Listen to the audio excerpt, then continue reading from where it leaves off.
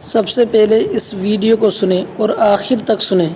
لڑکی سے شادی کروا دیجیے تو حضرت عمر اٹھے اور اس لڑکی کے گھر روانہ ہوئے۔ جب گھر کے دروازے پر پہنچے تو ایک آواز سنائی دی۔ حضرت عمر نے جب یہ بات سنی تو ہوش اڑ گئے۔ اس لڑکی کی ماں اسے کہہ رہی تھی کہ بیٹی ہمیں دوستو بنے رہے ویڈیو میں۔ حضرت عمر فاروق رضی اللہ تعالیٰ عنہ کی خلافت ہر پہلو میں مثالی تھی۔ ہر معاملے میں خلیفہ راشد اپنے آپ کو جواب دہ اور ذمہ دار جانتے تھے اور رعایا کی ہر ضرورت کا خیال رکھتے تھے۔ نظم حکومت مضبوط بنیادوں پر قائم تھا، ادارے منظم تھے، مواصلات کا نظام بہترین تھا، راستے محفوظ اور بہترین انداز میں بنائے گئے تھے۔ مصر اور مدینہ کا فاصلہ خاصا طویل تھا، مگر حضرت عمر رضی اللہ تعالیٰ عنہ کی دور اندیش ذہن نے یہ فاصلہ پاٹ دیا۔ وہ اس طرح کہ مصر سے غلہ لانے کے لیے بحری جہاز استعمال کیے، جہازوں کے ذریعے غلہ زار کی بندرگاہ تک لایا جاتا تھا، وہاں سے پھر اونٹوں پر لاد کر محفوظ راستے کے ذریعے ایک دن اور ایک رات میں کارواں مدینے پہنچ جاتا تھا۔ جار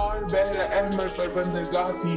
حضرت عمر رضی اللہ تعالیٰ عنہ سے قبل مصر سے حجاز تک سارا سفر صحرا اور خشکی کے ذریعے ہوتا تھا، جو بڑا تکلیف دہ اور خطرات سے گھرا رہتا اور اس میں کافی مدت بھی لگتی تھی۔ حاجت مندوں کے لیے حضرت عمر رضی اللہ تعالیٰ عنہ کا دروازہ ہر وقت کھلا رہتا تھا۔ جو شخص آتا اس کی داد رسی کی جاتی تھی، کسی کو کسی دوسرے پر فضیلت نہ تھی۔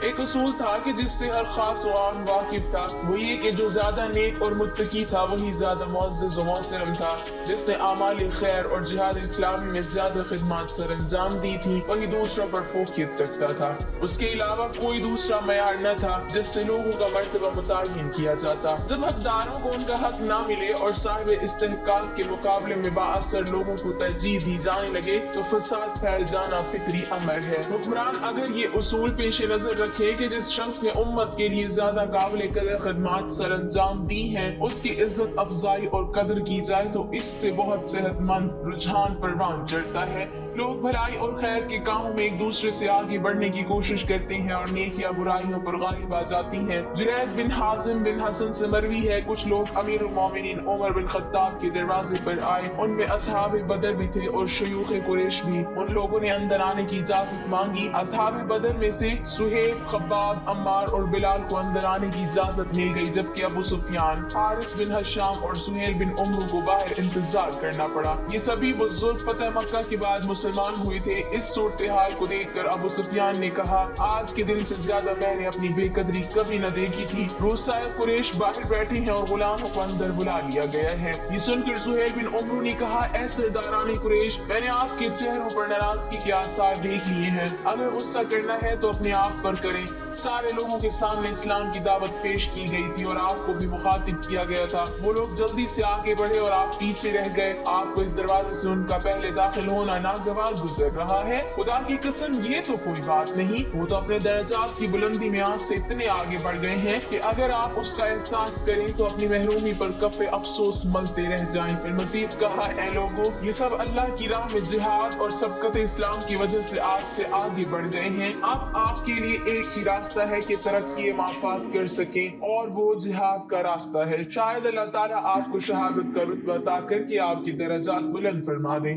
حضرت سہیل اس کے بعد اسلامی لشکروں کے ساتھ شام میں جا شامل ہوئے اور میدان جہاد میں شہادت پائی۔ جنید بن حازم بن حسن ان کے بارے میں مدرجہ ذیل واقعہ بیان کرنے کے بعد کہا کرتے ہیں، اللہ کی قسم سہیل نے سچ کہا، جو بندہ اللہ کی طرف تیزی سے آگے بڑھ جائے بھلا اس کی برابر دعوت کو ٹکرا دینے والا کیسے ہو سکتا ہے۔ کسی شخص کے قرب اور دوری اور تقدیم اور تاخیر کے لیے یہ معیار قائم ہو جائے تو سمجھیے کہ معاشرہ ٹھیک سمت میں جا رہا ہے۔ اگر کسی کا ذاتی جاہ و مال، مادی قوت اور گروہ بندی ہی امتیاز کی وجہ بن جائے تو یہ کھلے بگاڑ کا راستہ ہے۔ اصل چیز کردار اور اعمال صالح ہیں، نہ کہ حسب نسب اور ٹھاٹ باٹ۔ قرآن میں فرمایا گیا ہے، جب کسی نے ذرہ برابر نیکی کی وہ اسے دیکھ لے گا اور جس کسی نے ذرہ برابر برائی کی وہ بھی اسے دیکھ لے گا۔ ایک مرتبہ حضرت عمر رضی اللہ تعالیٰ عنہ خود رجسٹر اٹھائے بنو خزاعیہ کے پاس قدیر پہنچے اور ان کے وظیفے انہیں دیتے ہوئے فرمایا، یہ ان کا حق ہے، انہیں اپنا یہ حق وصول کر کے اتنی خوشی نہیں ہوئی ہوگی جتنی مجھے ادا کر کے ہو رہی ہے، تم لوگ میری تعریف نہ کرو، میں نے کیا تیر مارا ہے، بس اتنا فرض ادا کیا ہے، یہ عظمت کردار کہاں مل سکتی ہے۔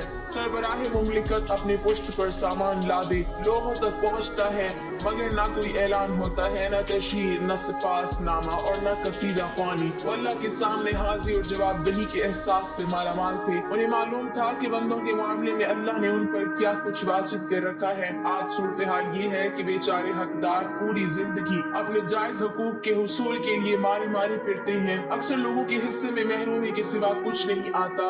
حکومتی اداروں کو چلانے والوں کے دلوں میں اگر خوف خدا پیدا ہو جائے تو ہر حقدار کو اس کا حق مل سکتا ہے، مگر ایسا نہیں ہوتا۔ کیوں؟ اس کا جواب آسان بھی ہے اور مشکل بھی۔ حقیقت واضح ہے کہ خدا کا خوف دلوں میں نہیں ہے، مگر اس کا اظہار کوئی نہیں کر سکتا۔ حضرت عمر رضی اللہ تعالیٰ عنہ سخت گیر بھی تھے، مگر ساتھ ہی نرم دل بھی تھے۔ جہاں سختی کی ضرورت ہوتی وہاں سختی کرتے، اور جہاں نرمی کا موقع محل ہوتا وہاں آپ کی نرم دلی بے مثال ہوا کرتی۔ ایک مرتبہ ایک نوجوان غیر شادی شدہ جوڑا زنا میں پکڑا گیا۔ آپ نے لڑکے لڑکی دونوں پر حد تازیانہ جاری کی اور اس میں بالکل نرمی نہ دکھائی۔ حد جاری ہو چکی تو آپ نے ان سے کہا آپس میں شادی کر لو، مگر لڑکے نے انکار کر دیا۔ آپ نے اس کے انکار پر برا نہ مانا۔ حدود اللہ کا قیام اللہ کا حق ہے، جس میں کوئی کمی بیشی قابل قبول نہیں، اور افراد کی شخصی آزادی ان کا بنیادی حق ہے جس پر قدغن نہیں لگائی جا سکتی۔ آج برائی پھیل چکی ہے، ان حالات میں مسلمان لڑکیوں کو اپنی عزت و عفت کی حفاظت کے لیے خود بیدار اور محتاط رہنا چاہیے۔ شیطان انسان کے لیے ہر لمحہ ایک حملہ آور وحشی بھیڑیے کی مانند ہے۔ شیاطین جنوں اور انسانوں کی غول پھرتے اور یلغار کرتے ہیں۔ ان کے نزدیک کسی کی عزت اور شرف کا کوئی تقدس اور حرمت نہیں ہے۔ افسوس کہ انسانوں کو یہ بات یاد نہیں رہتی۔ وہ ذات بابرکات جو ہر شخص کے ہر عمل سے باخبر ہے، اس کے سامنے حاضری کے دن سب کو اپنے اپنے اعمال کا پورا بدلہ مل جائے گا۔ ایک مرتبہ آپ کے پاس ایک ازدواجی جھگڑا پیش کیا گیا۔ ایک عورت اپنے خاوند سے سرکشی کا معاملہ کیا۔ وہ اپنے خاوند کے ساتھ جانے کے لیے آمادہ نہ تھی اور علیحدگی کا مطالبہ کر رہی تھی۔ آپ نے حکم دیا کہ عورت کو کسی ویران گھر میں بند کر دیا جائے۔ اگلی صبح آپ نے اسے بلا بھیجا اور پوچھا تم نے رات کیسی گزاری؟ اسے جواب دیا جب سے میں اس شخص کے گھر گئی ہوں آج پہلی رات ہے جو میں نے راحت اور سکون سے بسر کی ہے۔ یہ سن کر آپ نے مرد کو حکم دیا کہ اس عورت کو طلاق دے دیں، اگرچہ اس کے بدلے میں عورت کان کی ایک بالی ہی پیش کرے۔ خلا کی صورت میں عورت کو حق مہر واپس کرنا ہوتا ہے۔ حضرت عمر رضی اللہ تعالیٰ عنہ نے معمولی سی تفتیش اور سوال و جواب سے حقیقت پا لی تھی۔ آپ نے محسوس کیا کہ اتنی شدید نفرت کے ساتھ میاں بیوی کا اکٹھے رہنا اخلاقی، دینی، سماجی، معاشرتی کسی بھی لحاظ سے مناسب نہ تھا۔ دین اسلام نے طلاق کو ناپسندیدہ عمل قرار دیا ہے، مگر جہاں میاں بیوی کا نباہ کسی صورت نہ ہو سکے وہاں آخری چارہ کار کے طور پر علیحدگی کا فیصلہ کر دیا جاتا ہے۔ آپ رضی اللہ تعالیٰ عنہ مسجد میں آتے تھے تو ہر جانب نظر ڈالتے تھے، نمازیوں کو بھی دیکھتے اور مسجد کی صفائی پر بھی توجہ فرماتے تھے۔ مسجد میں نماز ادا کرتے اور لوگوں کی تربیت کا اہتمام کرتے تھے۔ ایک دن مسجد میں تشریف فرما تھے کہ حجاج بن ایمن آئے۔ حضرت عمر رضی اللہ تعالیٰ عنہ نے حجاج کو نماز پڑھتے دیکھا اور نماز کے بعد فرمایا اپنی نماز لٹاؤ۔ پھر انہیں نماز پڑھنے کا صحیح طریقہ سمجھایا۔